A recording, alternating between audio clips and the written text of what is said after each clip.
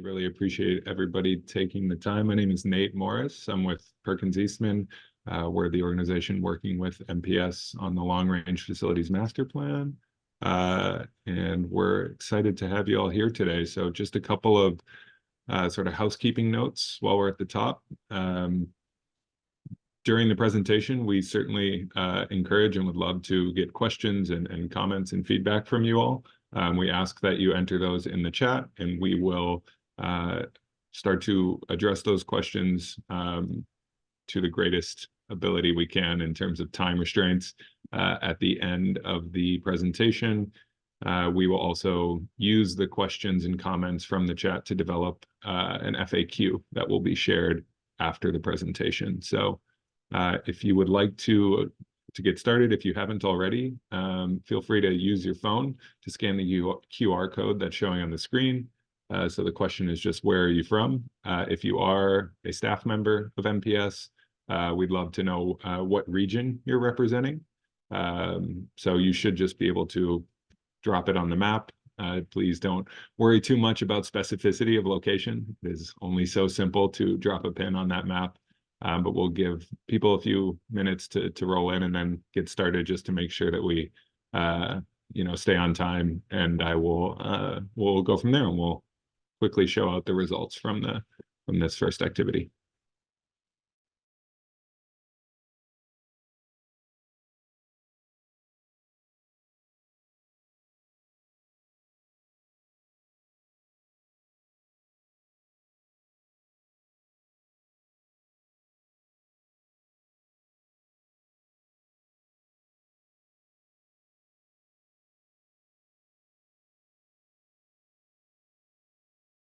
Seeing a note that the activity is not active.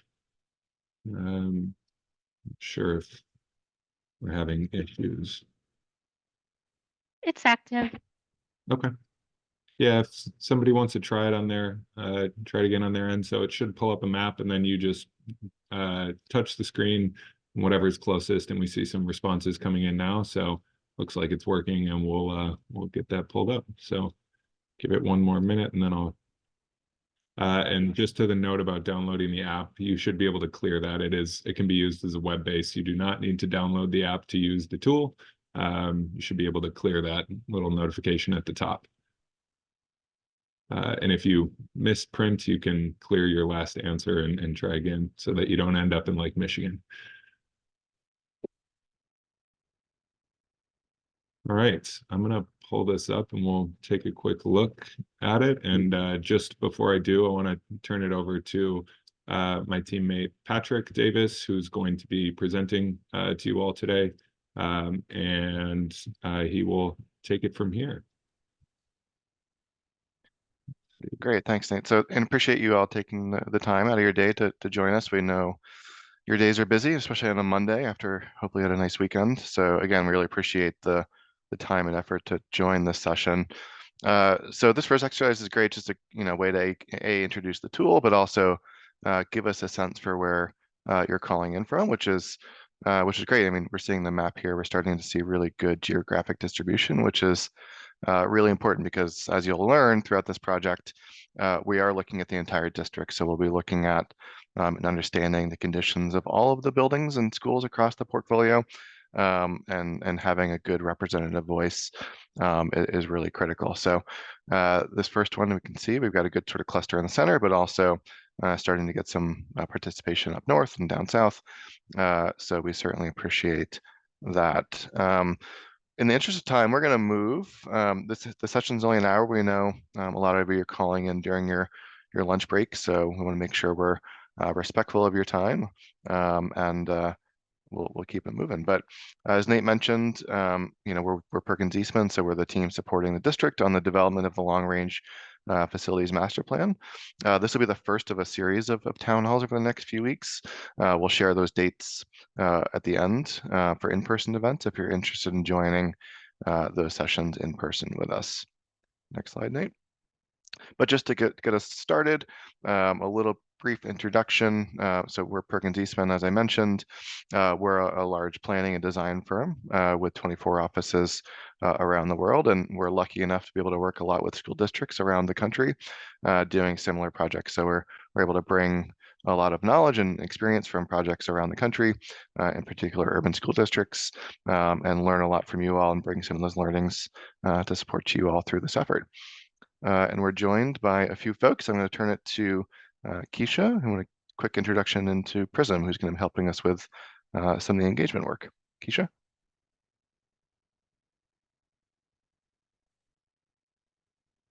Good afternoon, everyone. My name is Keisha Jones-Sutton with Prism Technical. We are a local firm here in Milwaukee, and we will be helping with the public involvement efforts on this project. So we're looking forward to working with the team and conversing with many of you on the call. Great, thanks, Keisha. And also we're partnering with Rivera and Associates, who's also going to be helping with some of the engagement and outreach strategies, and then also American Design Incorporated, who's a local architecture firm in Milwaukee. So excited to get going. So we're going to spend a few minutes here walking through some background, but as Nate mentioned, the bulk of this is we want to hear from you as stakeholders in the district. So you'll be seeing a lot of questions through pullover. So if you participated in that first survey, you should be able to maximize the use of that QR code and use the same application for so many of the engagement activities. But as Nate mentioned at the start, if you have questions that don't necessarily fit into the engagement exercises, feel free to use the chat, and at the end we'll address as many questions as we possibly can. And if we can't get to every question, we will be using these to develop an FAQ to post on a website so you can track progress on the project. Next slide. So just a really quick overview of Perkins Eastman. As I mentioned, we're a large planning and design firm with K-12 as one of our specialty areas. We've been doing K-12 work as a firm for over 40 years. That includes over 600 school projects around the world. And in particular, a lot of facility master planning work with urban school districts around the country. So we bring to this a lot of experience, but we also know that each project is unique and different. And a lot of the effort we're going to be doing in the early stages of this project, as you'll hear, is really trying to get to know you and the communities and the schools that are in Milwaukee, so that we can develop responsive solutions that work for Milwaukee Public Schools and the communities. Next slide. So we're going to ask a few more questions to start, just to get the brains moving a little bit, and get some initial thoughts and reactions from you. And then after two more questions, we'll do a brief presentation so you're all grounded in the work that we are doing and will be doing over the next few months. So the question two, the QR code is there again. We just want to know generally, we know there's a lot of great things happening in MPS, but generally to you, what makes MPS special and perhaps unique and really important in your lives? Obviously, you're invested in the district if you're joining a call like this on a Monday afternoon. So we want to know broadly what makes MPS a special place to learn, grow, and teach and support students. So we'll give you just a minute or two to respond to that, and then we'll jump to some of the answers and just get some initial reactions.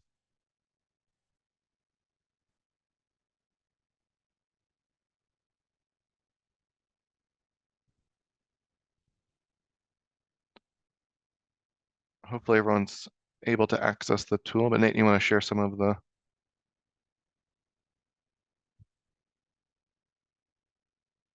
So diversity. Oh, I should also add what you guys have already picked up on. If you see a comment that you agree with, you can put the thumbs up, or if you disagree with that comment, you can put a thumbs down. So if someone's already put a comment in that you agree with, you don't need to type it again. You can just put that thumbs up. So the first one we're seeing is diversity. A lot of thumb up votes for that one. So diversity of staff and students, diversity and specialty programs. So diversity in a lot of different ways. The history and connection to Milwaukee, and I'm guessing that within Milwaukee. Reach, yeah, it's impressive how many schools and the reach of the schools and school communities within the community. Size of the district, opportunity to make a difference. Yeah, that's certainly a great one. diversity has come up a few times. Diversity in large size. I would say diversity is diverse student population. Yeah, diversity seems to be the word that's coming up over and over again, which is great. Passionate people and staff doing work with children in Milwaukee. Specialty schools. Yeah, you'll learn that we're just getting going on this project, but one of the things we've seen is just the richness of programming and the offerings that you guys offer. So Montessori, IB, other programs. The people that work here, obviously, it takes a lot of talented and dedicated people to run and work for school districts and obviously schools. So this is great. This is exactly the type of feedback we're looking for. So not that we're going to boil this down to one word, but diversity was something that really popped out, both diversity of programs, but also diversity of students and staff that make up the district, which is great. So awesome. Again, we're going to keep it moving because we're going to try to keep this to an hour.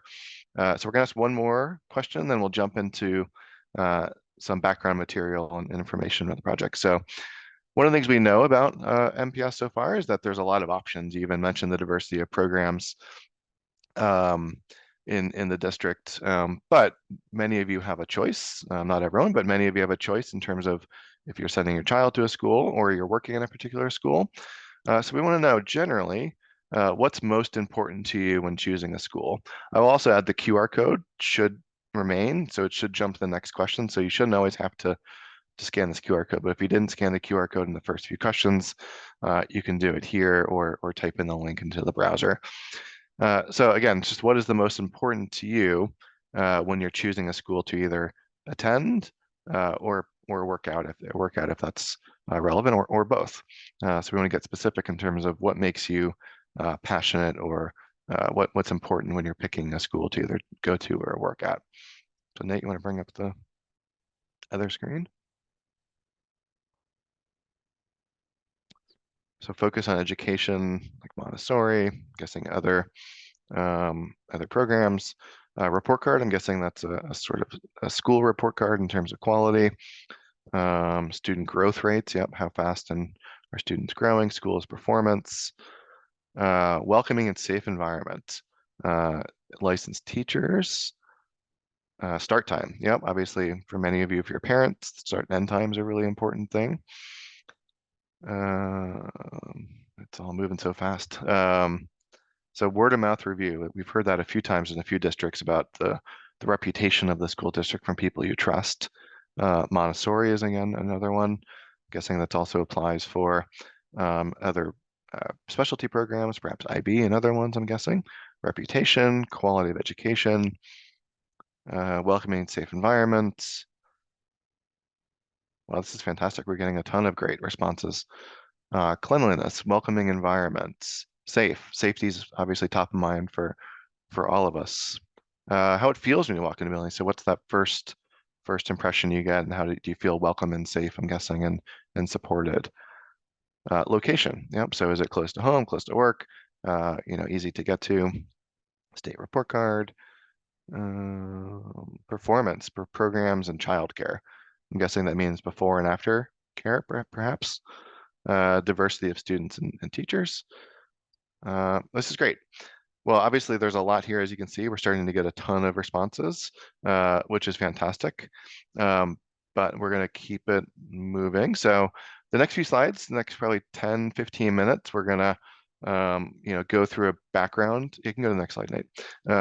Background on what we'll be working on. So we are in the early stages of this. We had a board presentation last week to really sort of publicly kick off the project. But over the next 10, 15 minutes, we're going to do a overview of the different types of things we'll be looking at, and potentially how we're going to start bringing all this information together. But broadly, we're here to talk about the Long Range Facilities Master Plan, which the goal is to develop strategies and recommendations to align the building portfolio with the programmatic vision of the district, but also the demographic needs of the district. So aligning the buildings with program and instruction, but also from an enrollment standpoint, aligning the buildings to support the needs of each individual community from a demographic and enrollment standpoint. This is not a standalone project. This is building off of the work that the district has been doing for the past year or so, which is developing the MPS strategic plan. So many of you probably have participated in that process. In particular, a goal of that is to right-size the district. So this plan is really to be in support of that broader strategic plan, not necessarily as a sort of an offshoot or a siloed project. It's really meant to build off of that great work. So if you participate in the engagement efforts on that, we've actually already started to process and understand some of the early responses and surveys to that. So we're not duplicating effort here. This is building off of the great work that's happened on the strategic plan. Next slide. So as I mentioned, we're really, really early on, but we're going to talk about a few of the types of things we're going to be looking at in the district. And towards the end, we'll talk about how that all gets applied to developing some strategies. So next slide. So we look at this in a number of different ways. This is a simplified graphic for a very complex challenge, but we look at the current state in a lot of different ways. So we look at school buildings. So we look at the enrollment at each school, what programs are offered at each school, how well utilized, how are schools using the buildings at each of the campuses, what are the conditions of those campuses, are there needs being met from a educational design standpoint, are the conditions and the nuts and bolts of a building supporting teaching and learning. We also look at students. So as I mentioned, demographics and enrollment changes. We also look at individual needs such as ESL and IEPs, and also the mobility that's happening across the district, but also at a very local level, access to things like programs across each of the communities. So the needs of the students, how far are they traveling? At the district level, we're looking at things like policies and procedures that are perhaps influencing some of the choices that are being made, but also influencing operations and things like that. So looking at procedures, statutes, transportation, we'll be doing a lot of geographic analysis, which you'll get a sneak preview on some of that. And then also thinking about access to quality and access to program, ensuring that there's equitable access across the district, no matter what part of town you're in. So we're looking at a lot of different things. We'll drill into some of those over the next few slides. Next slide. So the first thing is to really sort of pull out a little bit as we think about the long-term vision and plan for the district. It's impossible to do that without sort of thinking about the broader context that the district fits in. So one of the things we're going to be doing is looking a lot at citywide data and how that impacts MPS specifically. So we'll be looking at things like birth rates, what's happening across the county and the city of Milwaukee, that'll influence perhaps enrollment. In this case, we're looking at birth rates on the graph, showing that they're, like a lot of cities and like a lot of places across the country, birth rates have been on the decline. So thinking about what does this mean from an enrollment standpoint in the future as we start thinking about the enter grades for kindergarten. We're also going to look at if there's housing starts and development in the city, and other citywide factors that may influence enrollment and building use across the district. Next slide. So as I mentioned, things like birth rates and other things contribute to enrollment analysis. So we'll be doing both sort of reflective looking at enrollment, so looking at enrollment trends, where it is currently, where it's been in the past, looking at it by different vantage points. So looking at things like grade level enrollment. So we can start to see early on that Milwaukee MPS has been going through a bit of enrollment decline, which again is fairly standard with what we're seeing across the country, in particular for urban school districts. We've seen a decline from 2014 through 2022. We can also start to see at the different grade levels where that's happening at a more pronounced level. So in MPS in particular, we've seen actually a reduction at the early grades at a higher rate than some of the other grade bands. So starting to think about what does this mean for the future, and when we do forward-looking enrollment analysis, how do different enrollment trends like this can contribute to what we call projected enrollment. So looking at enrollment over the next 5 to 10 years. So thinking about enrollment at a grade level. Next slide. Also starting to look at enrollments by race and ethnicity. So understanding the makeup of the student population and how that's potentially changing in the district. We can start to see early on, again, just looking backwards, we've started to see some enrollment changes in the enrollment makeup of the students. So we see in particular that Black and white student populations have been decreasing over the last 10 years with a bit of an increase in Hispanic enrollment. So just understanding the student makeup is going to be critical. Obviously, we're showing district level here, but we'll be doing this type of analysis regionally, community-based, but also at individual schools, so we can get a better sense of each individual school's needs and how they can be best aligned to support the needs of the students. Next slide.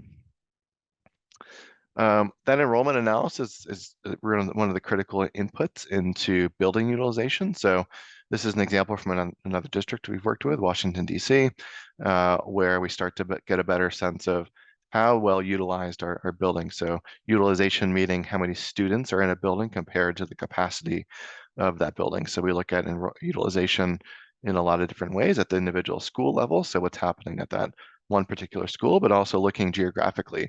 So do we start to see trends where there's certain parts of city where we perhaps have overcrowding or too many, not enough seats to serve the demand of students, where there may be other parts of town where there's extra capacity or extra seats available, which may open up opportunities for maximizing that and repurposing some of that space to bring in things like partners or enhance that program in some way, or think about it systematically about what that means for the entire portfolio.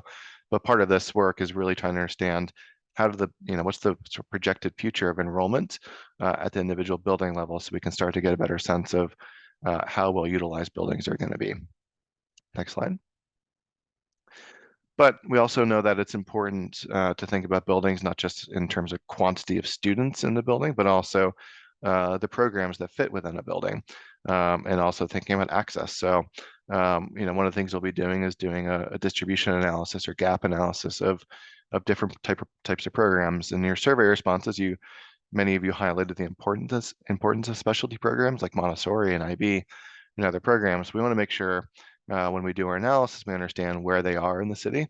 Through that analysis, we'll be doing a lot of spatial analysis to understand is there equitable access for all residents of the district that want programs? Do they have access to them in their building? So understanding the geographic spread of the programs will help us understand, is that driving some of the demand for schools that are maybe experiencing some of the overcrowding, or B, is it the reason why families are perhaps traveling to particular schools?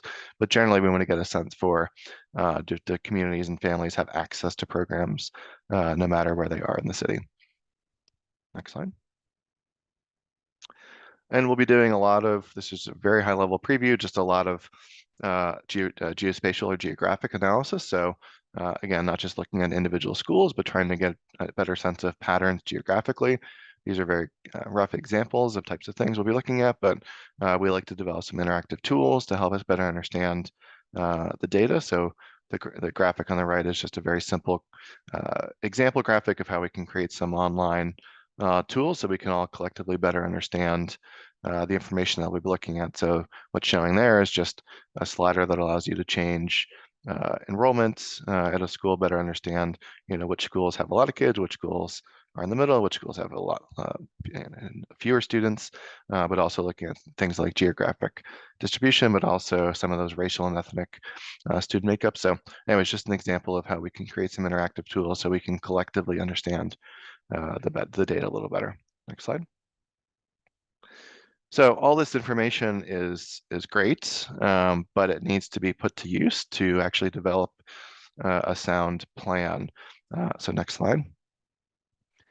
So this is a very hypothetical example and actually was built for a different school district, but it's really important for us to think about this process is developing what I guess I would call a suite or a range of potential strategies that could be deployed to solve the needs of the district, which we're still at the early stages in defining, but we're going to capture a lot of data. We've already captured a lot of data in this process, and what we want to be able to do is help you and help the district and honestly us understand how that data gets applied to develop recommendations and strategies in a very transparent way, so we can start to see, how does enrollment and utilization data fit in? How does programmatic access fit into the equation? And what we want to start doing is actually mapping that out so we can start to say, how does these things impact and lead to potential recommendations? So what we're going to be doing is developing a toolkit of solutions to address the needs of the district. So there's not a one-size-fits-all answer that's going to work for every part of town or every school. So each school will go through evaluation, but we're going to be developing a lot of different types of strategies to address the needs of aligning the building portfolio with the programs, but also improving access of high quality education for students. So we'll develop a very specific flowchart and help you understand how the data is going to be used through this process. So I just want to reiterate, this is actually an example from another district that met their needs, but we'll be developing something similar that's responsive to MPS's needs. Next slide.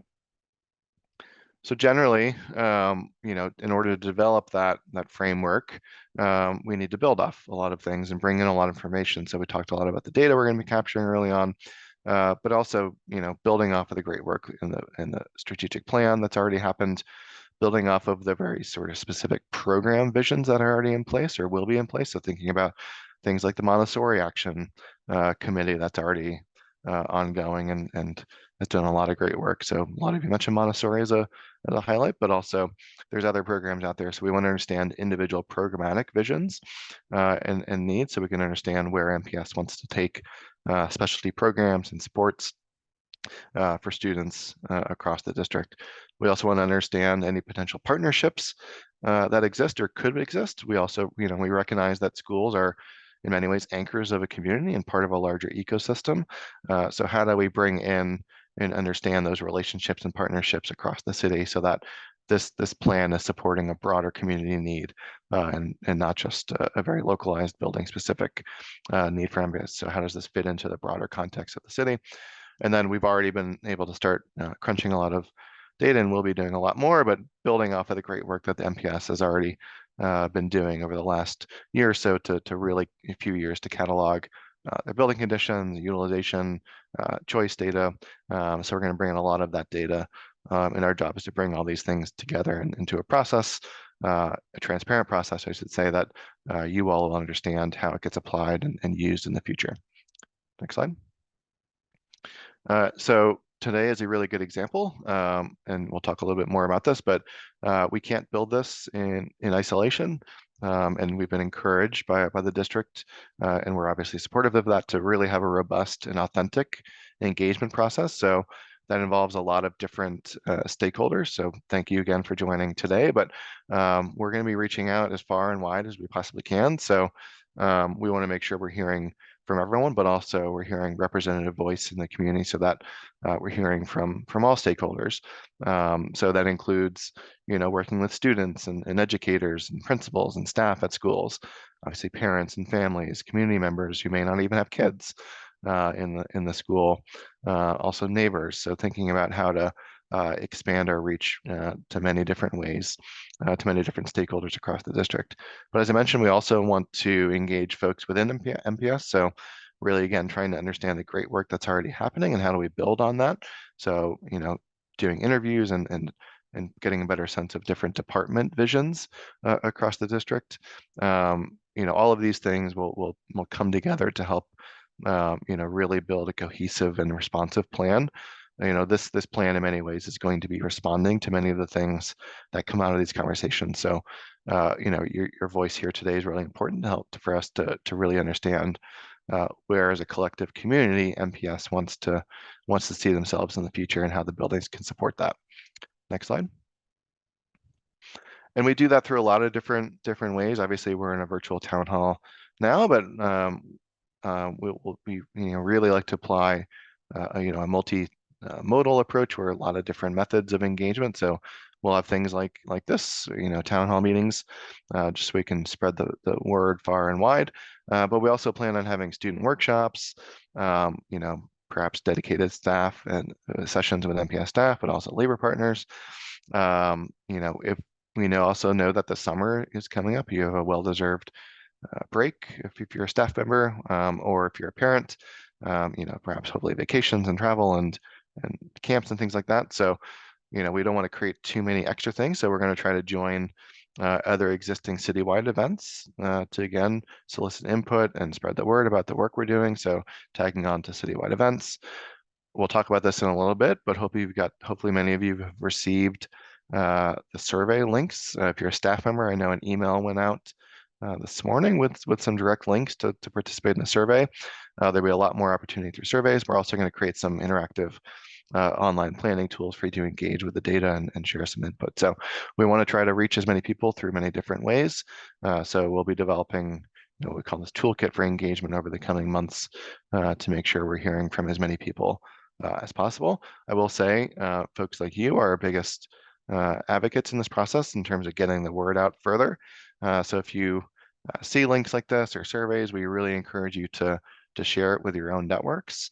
So again, we can get as many responses and voices to the table as possible. Next slide. So I promise I'm almost done with the slides and then we'll jump back to some of the engagement questions. But just want to give you a sense of how things like this are going to fit into the broader picture for the plan. So we're in this early number 1 box, which is really early in the process, where we really want to start defining and exploring how buildings support the programmatic and academic vision. So really understanding what you all think a building should be doing to supporting programs, what schools should look like. So you'll see questions in the town hall events coming up about really actually understanding what should be in a school, like how do we develop and identify what a high quality experience for staff and students are in the community are in a building. So what are the types of things and components that make up a high quality school? Once we understand that vision and collective sort of agreement or sort of directional ideas around what should be in a building, both from a space and staffing and program standpoint, then we use that information to help and evaluate buildings against that condition. So if we collectively say schools should be this, how do we measure current conditions against that aspirational target so we can understand which schools perhaps are meeting that, which ones are exceeding that, which ones are falling short, so we can understand the needs at a broad level, but also very specifically at a school level across the district. Then 3, how do we take that vision and then sort of benchmark analysis to develop strategies? So what are the types of things that we want to achieve, and how do we develop approaches to achieve that and align with the strategic plan? So we'll start to, at a regional level, district level, develop some strategies, but also at a very specifically school level, start to develop some ideas around improvements to the building portfolio or investments or ideas and strategies to help align the building portfolio with the needs of the district and in alignment with the plan. Next slide. So I promised I was almost done rambling. So we're going to jump back. Hopefully everyone still has a link up on their phone. If not, you can scan the QR code again. But again, to really start highlighting and identifying that number 1 box around what do we want in our school buildings? What's our collective idea of what a good school is, both from a programmatic standpoint, from a staffing standpoint, from a building standpoint? What do you value most in a school? And we're leaving this fairly open-ended for you to respond to. But if you take a few minutes to respond to that, again, if you haven't closed it, the QR code previously should work. But if not, obviously you can scan the QR code here or type in the link, pollev.com/PerkinsE125, and you should get to this question. So we'll give you just a minute or two to respond to that, and obviously we'll start to see what comes in.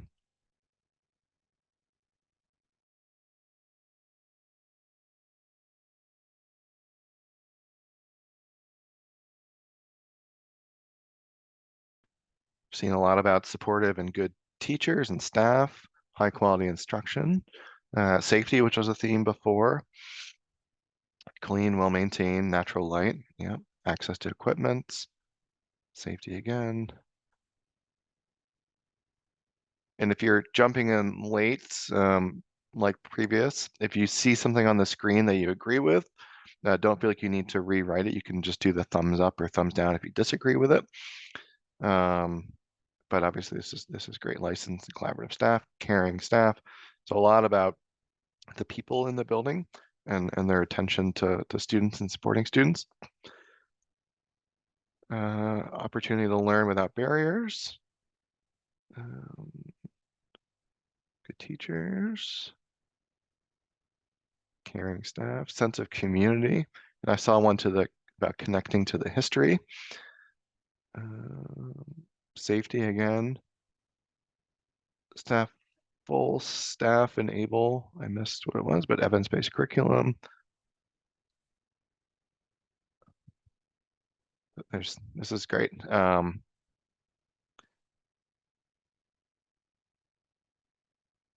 Short bus ride, so access and location.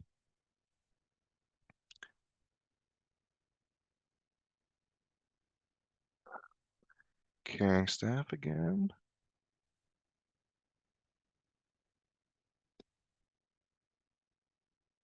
Meets the needs of all students attending. All students was in caps, I think. History, how long it's been around. Can you go scroll down, Nate? I think you have it. Something about a great school within 15 minutes of every kid.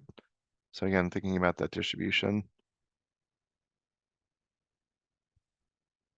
All right, can we jump to the next one?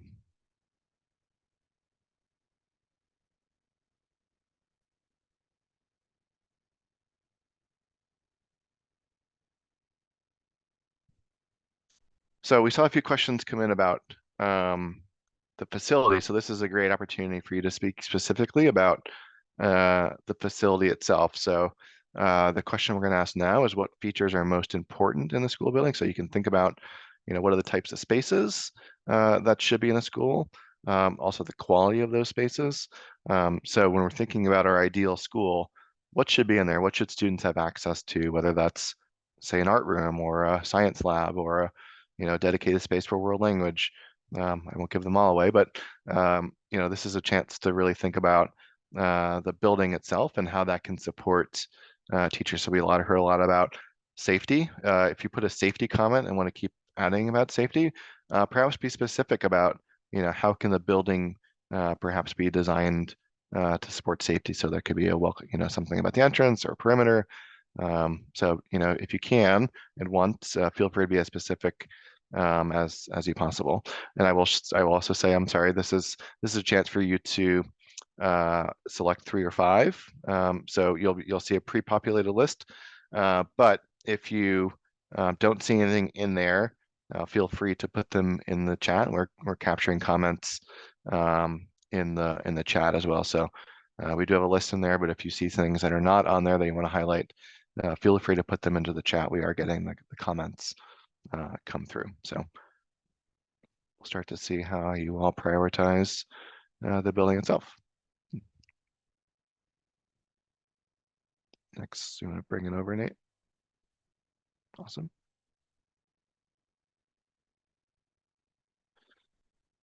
So before and after care was a highlight.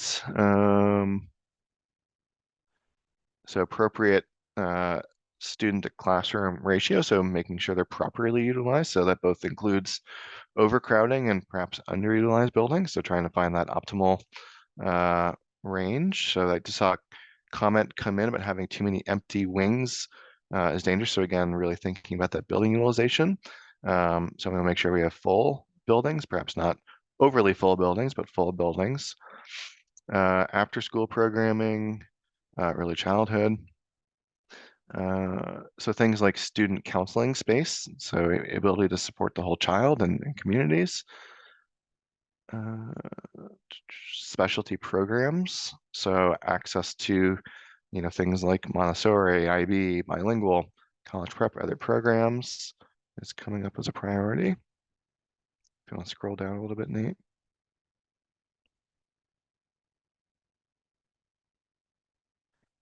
Some things are obviously, and we're not, this is not to say that all of these are not important. So, when I say that access to a wide range of sports programs is sort of on the lower end, but it doesn't mean it's not important, obviously, but it doesn't seem to be ranking as high as some of the other categories. So we'll give it a few minutes, another minute or two. So it seems like, trying to find that sweet spot of enrollment to building capacity is critical. Student supports, aftercare, diversity, which came up a bunch previously. Selection of elective courses. So thinking about sort of those extracurricular or even just sort of elective courses like robotics and drama, things like that. All right, this is great. So this was a lot to go through, and I appreciate you taking the time to do that. All this is going to really inform a lot of our thinking, so appreciate it. We've got a few more slides, and we're going to literally like 2 more minutes of slides. So and then we're going to open up for Q&A and raise some of the questions that y'all have been asking. So if you haven't asked a question, you want to ask a question, feel free to put it in the chat. We may not be able to get to every single question, but we'll try to get to the questions that are representative of the group. And like we said in the outset, if we do not get to a question because of time constraints, we will be using these to develop an FAQ, which will get posted for public review. So just as I mentioned early on, this is the start of our engagement in this first round. There will be future engagement opportunities, as I mentioned, through the summer, but also when we come back for school in the fall, there will be additional meetings. So this is really the early visioning engagement. But there are some in-person opportunities coming up over the next 2 weeks. So there's a meeting at the James Madison Academic Campus on this Wednesday at 5:30. If you want to join in person there. The next option would be at Hamilton High School on the 20th, again at 5:30. And then Bayview High School on the 21st. And then Rufus King High School on the 22nd. But we also want to make sure you are aware of the survey that's out there. So if you want to take a survey about the strategic plan, and also there's a lot of questions around the facility. In there's a QR code and a link on the right. So we would encourage you, for community members, if you're a staff member, you should have received an email today with a direct link to that survey.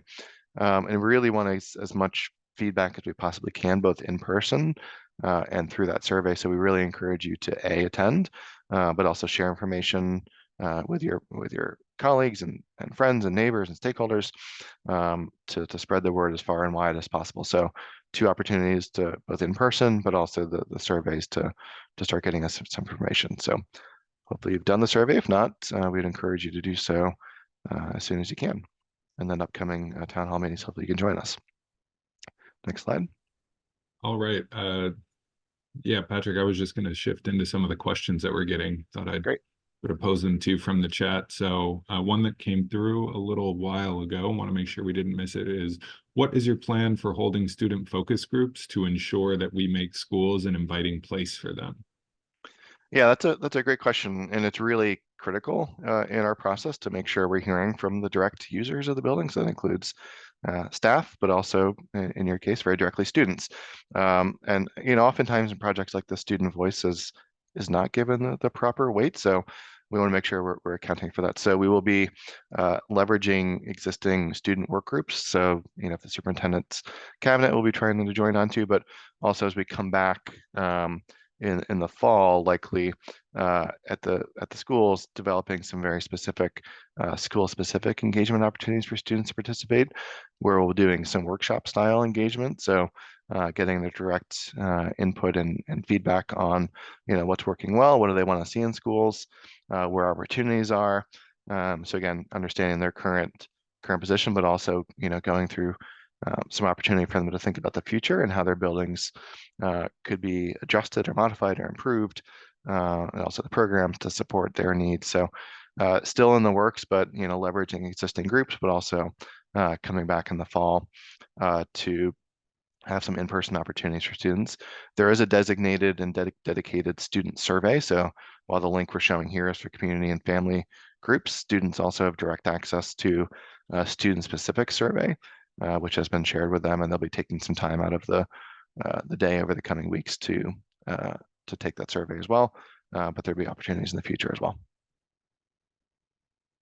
All right. The next question we had was, is the goal to inform and create urgency in the community, or is it just to collect information and let the board handle setting the stage for big, tough changes? Well, the goal is for us to develop a long-range vision and plan.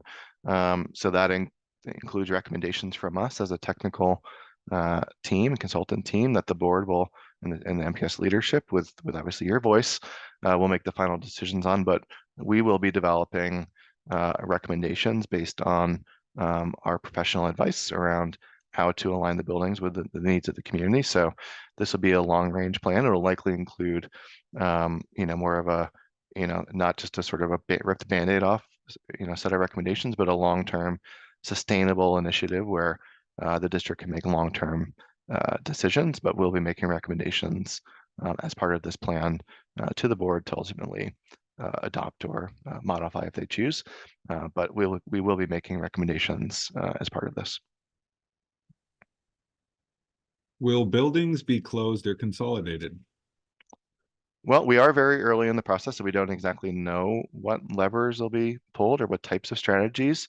That is a strategy that's, it's not off the table and something we will be looking at if that makes sense to improve the educational experience of students. There were comments today talking about perhaps the challenges of underutilized buildings, but we don't know yet. We certainly don't know if and where that would happen. We're very early in the process, but it is a potential strategy that we'll be exploring. But it's also not the only thing we'll be looking at.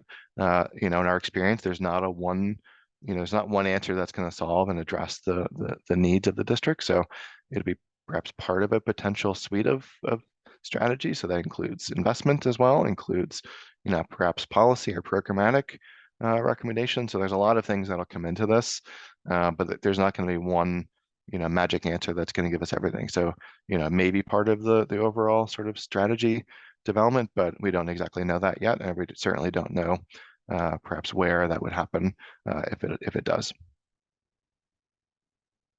When will the study be complete? So right now we're on track for end of October completion. So that is when we're targeting to have the final recommendations developed. We were in the process of developing materials for some interim deliverables for the district, but where we can start to share some of the early findings. So it'll be more of a rolling release of information, but ultimately end of October is when we're contractually obligated to finish and make recommendations. Will this study and plan address other areas of right sizing, such as administrative structure and staffing?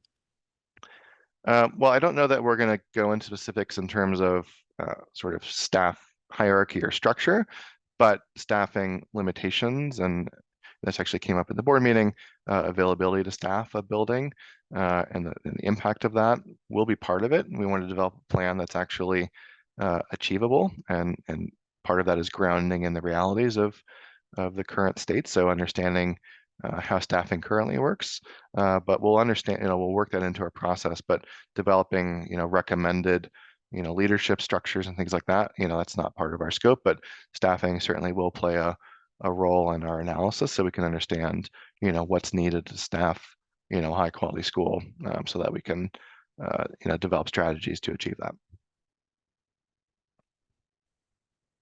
How will all of this directly impact students' learning and academic achievement? Well, ultimately, I mean, our charge is to help you and through your voice develop what we think a school should be. So what are the types of programs? What are the types of supports? What are the types of people? What are the types of spaces that should be in a school building?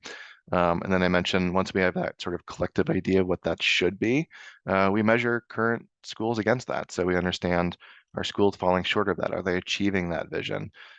So for example, if there's schools that are overcrowded, are they making sacrifices to not have, say, an art room or music room or whatever it is, or schools that are underutilized, do they not have the resources to have full-time librarians or art teachers or whatever it is?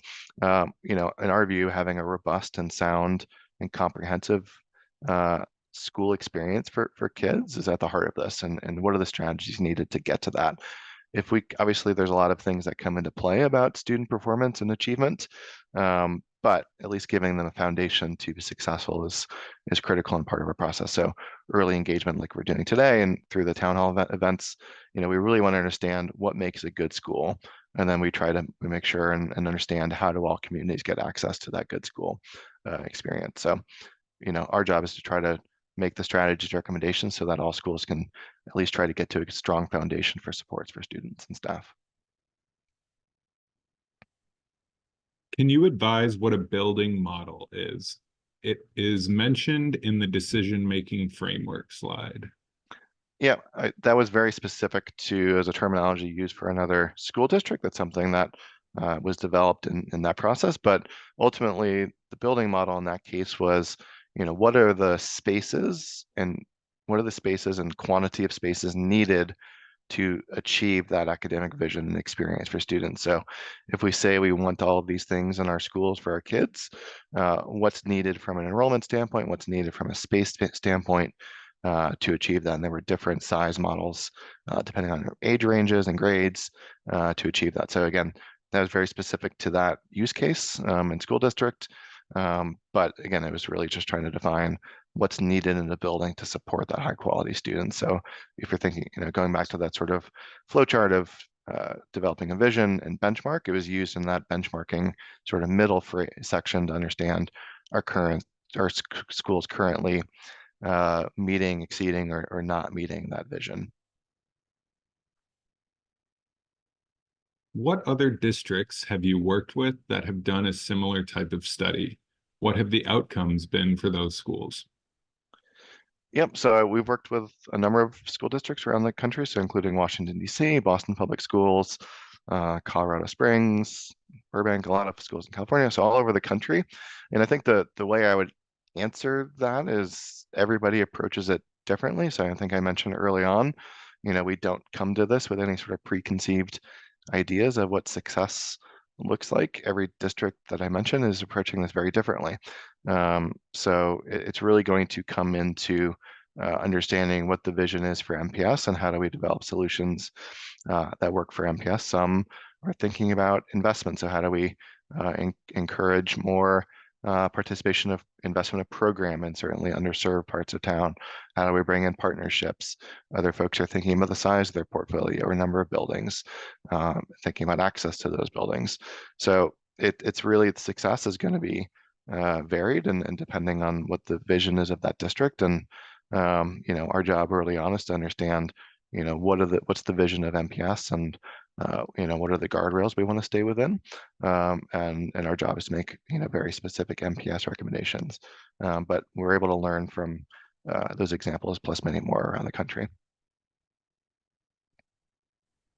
Why does the district need to go through this process when it's obvious that some schools are just way underutilized? Well, because we want to make sure the district is going through a sustainable plan. So sustainable meaning that it's achievable, but also not going to be disruptive in the future, so that we're making smart and sound and long-term decisions, not reactive decisions. We also want to make sure that we're thinking about the needs of the entire district and communities as well. So going through this process, we want to make sure that we're not disproportionately impacting certain communities, subgroups of students, so ensuring there's equity of access for families. So it's a really complex challenge. There's a lot of inputs that go into it. It's not a, if you're under a certain enrollment threshold, yep, you're subject to X, Y, or Z. There's a lot of inputs that come into this, and we want to make sure the district is thinking about this with the long view, and that we're making smart and sound decisions, not reactionary decisions that perhaps don't make sense in the future. So we're really trying to take the long view of this and make sure that recommendations are aligned with not just the needs of today, but also thinking about the future, and perhaps what's needed to ensure equity of access and sustainable growth for the district. Is this study looking at transportation? Yes, so it is certainly part of the process. We understand from our early conversation the importance of transportation and the use of the transportation system, and how that's currently perhaps driving some school decisions. So yes, understanding current transportation habits and behaviors, but also the current policies and how that's currently impacting schools. Yes, we'll be part of this process, and we'll be modeling as part of this, and any sort of recommendation we're making, we do want to model impacts, and transportation and access is certainly something we'll want to understand as we go through this process. Will you be able to determine why some schools are underutilized and others are overutilized? We're going to do our best. It's a really complex challenge, and that's honestly part of our early work, is to understand the choice system that currently exists and why families are making current choices. Maybe it is transportation, maybe it's programming, maybe it's location. There's a lot of things that influence. Are we going to get to a definitive answer? I don't know that we could get to a defined, very concrete answer, but we want to get a really concrete and robust understanding of the different types of things that are driving it. But having a magic answer around, why is the school crowded versus that one? We're going to do our best, but putting things in sort of a realistic perspective, we're going to have a general idea of behaviors and trends, but getting to a very, single factor is going to be difficult because there's typically a lot of things that influence behavior and choice. So we'll have a general idea, but I don't think we could sort of put it down to a one sentence statement around why XYZ is happening. But our charge is to really start to understand behavior and the impact of that behavior. Will this study look at projections and analysis from the last strategic plan / facilities plan?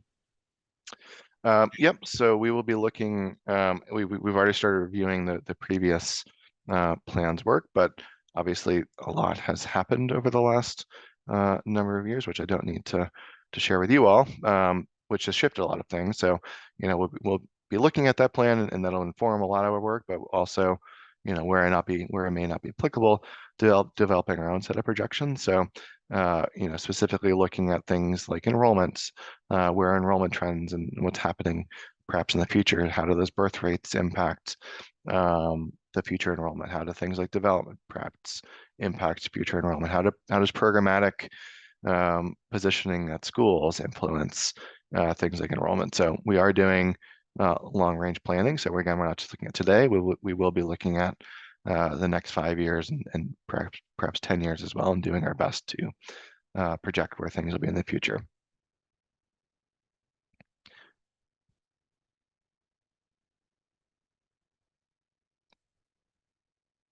Will this study look at things like air conditioning? Yep. So we have been already looking at the current conditions and understanding, where air conditioning exists, where it may not. Are we doing particular sort of surveys and conditions assessments? No, but we are understanding, the district has already done a lot of great work on capturing that. So to the extent that it informs recommendations, we will be looking at it, and we've already started to process some of that information around access to air conditioning and where that exists across the district. But if your question is around, assessing the current conditions of HVAC systems, that's not necessarily in our scope, but we are analyzing existing data around access to air conditioning. When will the plan begin to be implemented? Well, ultimately, that's going to be a decision that the MPS leadership and board will make. But I can say with fairly high confidence that I don't think anything will be sort of rip the band-aid off happening tomorrow. So part of this is thinking about when does it make sense from a disruption standpoint to make certain strategy and investments improvements across the district. So this may involve a phasing strategy of a rolled implementation, but the exact start date we don't know yet. Obviously, we don't even know what the recommendations are. So something will become clearer and clearer as we go through the process. But ultimately, the board and MPS leadership will make the final determination on implementation. Right, I think we've got time for one more question. Which MPS administration departments are you working with through this project? Yeah, so we've been lucky enough to be able to work with a lot of them so far. Our main point of contact with the facilities and maintenance division at MPS, but through this they've been great about opening as many doors as possible. Hopefully you saw through this is not just about understanding the conditions of buildings. It's really about how do buildings support the vision of the district and programs and needs of students. So through this, we'll be working a lot with, the academic side of the house, transportation, food service, all the different teams that make up the MPS Central Services team. Will be engaging directly with a lot of different folks. And then our job is to, bring all these sort of collective ideas and visions together and help understand how the buildings can better support the needs, but also the visions of each individual department. But our direct work so far is with the Facilities and Maintenance Division. Excellent. Thank you, Patrick, for all the feedback, and thank you again to everyone here today. Just wanted to sort of repeat that and echo the gratitude for taking time out of your day to be here. As you see on the screen, we have these in-person town halls coming up. We certainly encourage you to attend if you are able to and interested. There will be some in-person engagement sort of activities that will be a little more hands-on. So we hope that folks are able to attend. And just to echo Patrick's previous point, please share this information with your network and other stakeholders within Milwaukee and MPS. We want to make sure we get as many voices elevated as possible. Patrick, I don't know if there's anything else you want to add before we sign off. No, I just want to say thanks a lot for taking the time out of your day, and hope the rest of your day goes well. And if you're able to, we hope to see you in person over the next 2 weeks. So thank you very much.